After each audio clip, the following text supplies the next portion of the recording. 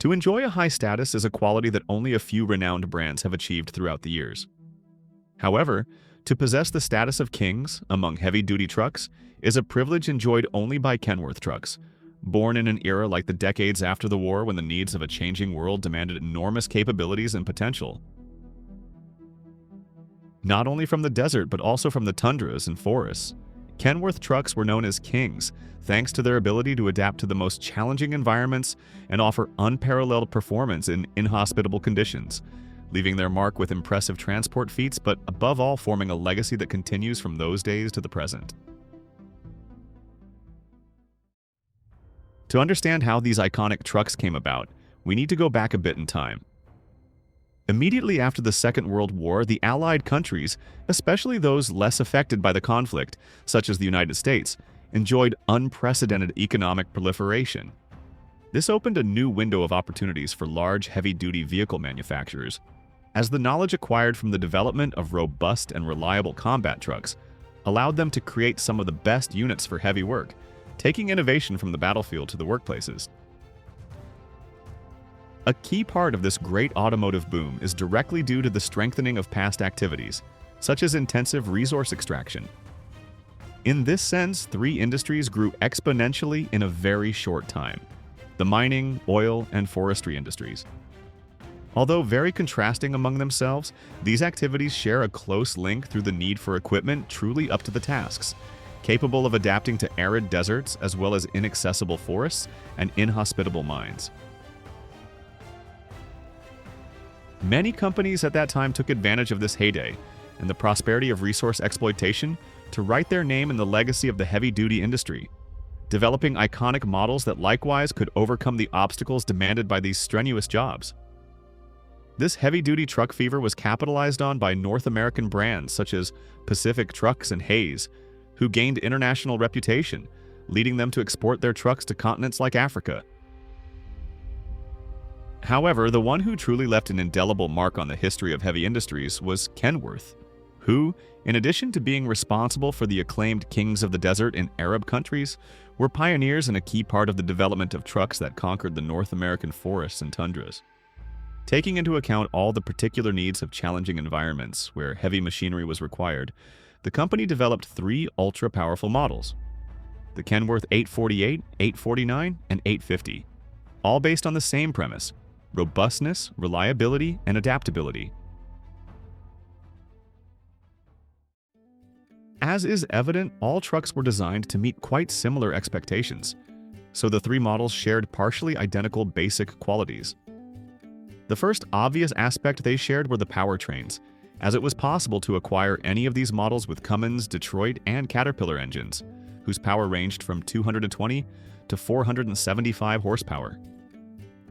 Another shared quality among the models were the iconic water-cooled brakes, common among trucks that needed to transport tens of tons while driving on terrains with steep slopes. Although the three models shared these and several other important qualities, the small differences in their construction and design made them especially optimal for certain specific tasks.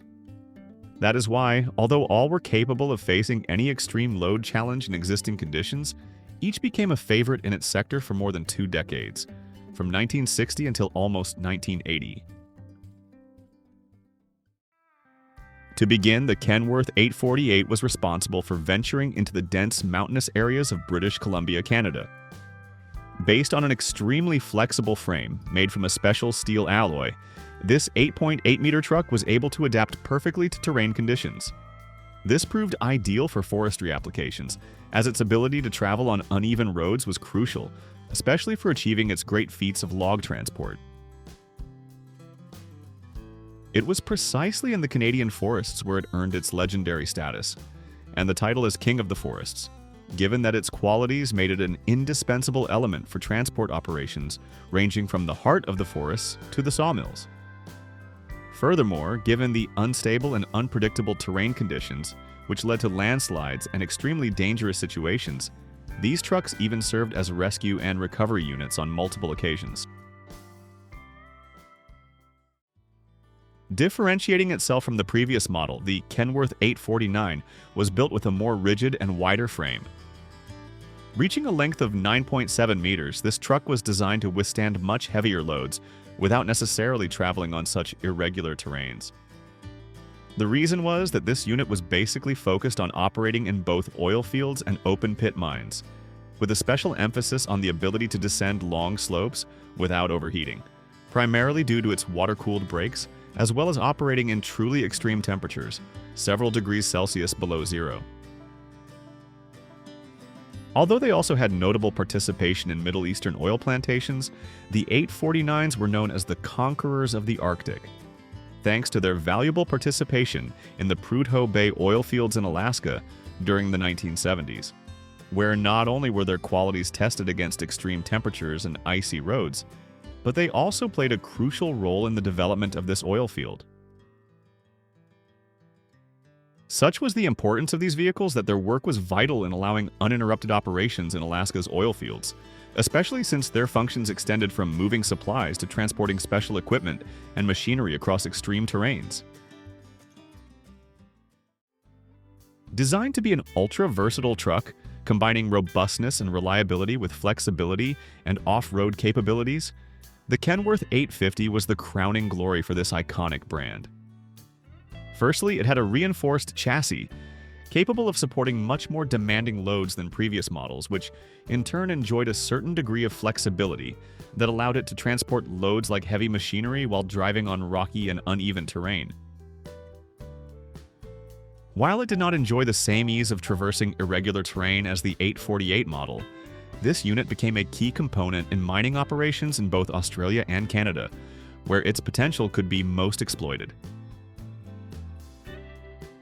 Its potential was more oriented towards the mining sector, highlighting its participation in the Ekati diamond mine in Canada. Demonstrating that it could overcome complicated terrains and face challenging environmental conditions at the same time, it went from being just a key piece for mining operations to becoming a model for even military applications. Although not very common, some models were adapted for logistics and heavy transport in conflict zones.